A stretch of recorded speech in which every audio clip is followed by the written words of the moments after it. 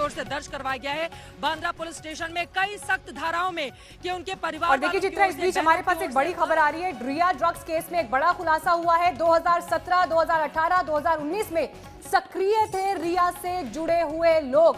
Electronic उपकरणों की जो जांच कराई गई है, जो इलेक्ट्रॉनिक डिवाइसेस से इंफॉर्मेशन मिली है इन्वेस्टिगेशन में, उसे लेकर उसके बाद ये बड़ा खुलासा दरअसल हो रहा है रिया ड्रग्स केस में। क्योंकि ये देखिए ड्रग्स का जो ये पूरा एक मामला अलग से सामने आ गया है। एनसीबी इसे इन्वेस्टिगेट कर रही है। छापेमारी एनसीबी ने की थी, जो सीजर हुए थे उसमें से ड्रग्स बहुत कम मात्रा में हालांकि बरामद हुआ, लेकिन 2017, साल 2018 और साल 2019 यानी पिछले 3 साल से सक्रिय थे रिया से जुड़े हुए ये लोग।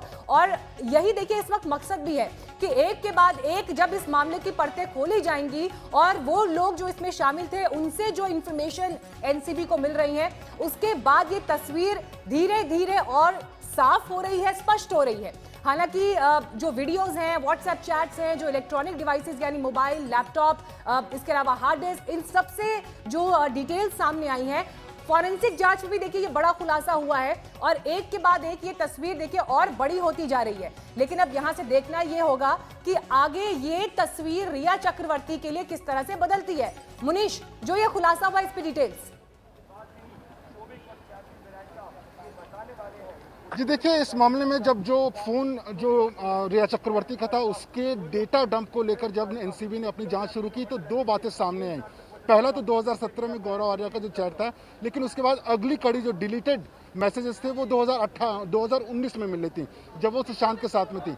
लेकिन अब जब जांच शुरू हुई, इसमें बाकी लोगों के फ़ोन जो लिए गए थे उससे जब बात सामने जो उभर कर आ रही है इस वक्त कि 2017, 2018, 2019, 2020 इस पूरे दौरान में ना सिर्फ रिया चक्रवर्ती बहुत ज़्यादा सक्रिय थी ड्रग्स को लेकर, बल्कि वो लोग भी सक्रिय थे जो इस मामले में पहले से गिरफ्तार हुए हैं, यानी कि जैद, बाशित, वो शख्स जिसको पहले ही ड्रग पेडलर के रूप में यहाँ पर गिरफ्तार किया गया था एनसीबी द्वारा, वो लोग भी सक्रिय थे। और कहीं ना कहीं एनसीबी का ये मानना है कि अगर ये सबूत सामने आ रहे हैं तो ये इशारा करते हैं कि रिया चक्रवर्ती का ड्रग्स से लेना देना सुशांत से मिलने के बहुत पहले से था।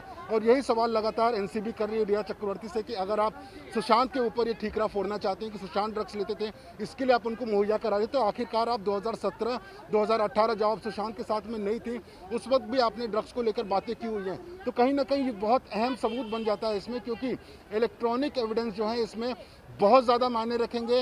रिया चक्रवर्ती का अगर ये एनसीबी साबित कर देता है कि वो पहले से ही ड्रग्स को लेकर बातें कर रही थी, ड्रग्स उन्होंने किसी से मंगवाया हुआ है, वो किसी के लिए मंगवाया हो, लेकिन उनके ऊपर एक ठोस केस बन जाएगा। और यही वजह है कि इस इलेक्ट्रॉनिक एविडेंस के आधार पर एनसीबी का कहना है कि एक बहुत पुख्ता केस बनेगा। ठीक है, दिवेश भी हमारे साथ मौजूद है। दिवेश, फटाफट एक रिएक्शन मैं आपसे भी चाहूंगी। देखिए, क्योंकि आप लगातार ईडी दफ्तर के बाहर मौजूद रहे जब रिया चक्रवर्ती से पूछताछ वहां पर हो रही थी, जिस तरह का खुलासा आज तक के कैमरे पर रूमी जाफर फिल्म मेकर ने किया, उनका यह कहना है कि 15 करोड़ जिसका जिक्र हो रहा था, मनी लॉन्ड्रिंग के आरोप जो सुशांत की फैमिली की तरफ से भी लगाए गए थे कि पैसे की गड़बड़ी हुई है, इस पैसे को रिया और उनकी फैमिली की तरफ से हड़पा गया है, वो पैसा, वो अमाउंट तो मटेरियलाइज ही नहीं हुआ उनके खुलासे के बाद।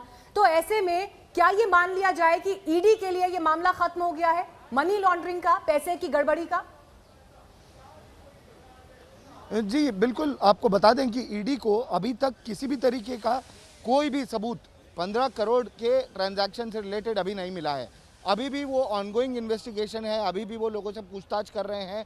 उन्हीं को ये ड्रग्स के चैट्स मिले थे जो उन्होंने एनसीबी को पास ऑन किए एक डिस्क्लोजर के तहत। पर पैसे की बात की जाए, 15 करोड़ की बात की जाए तो 15 करोड़ रुपए ना रूमी जाफरी ना वाशु भागनानी ने कभी सुशांत सिंह राजपूत को दिए, ना वो कभी उनके अकाउंट में आए और ना ही अकाउंट से कहीं गए। जब आए ही नहीं तो जाएंगे कहाँ से? हमने संदीप श्रीधर जो कि सीए हैं सुशांत सिंह राजपूत से, उनसे एक एक्सक्लूसिव बातचीत की थी। अभी तक आज तक सिर्फ इकलौता चैनल है जिसने संदीप श्रीधर से बात की है, रूमी जाफरी से बात की है, और ये दोनों ही लोग ये बताते हैं कि 15 करोड़ का तो कोई मामला ही नहीं है, 15 करोड़ उनको दिए ही नहीं गए, उनके पास थे ही नहीं, तो वो पैसे जाएंगे कैसे?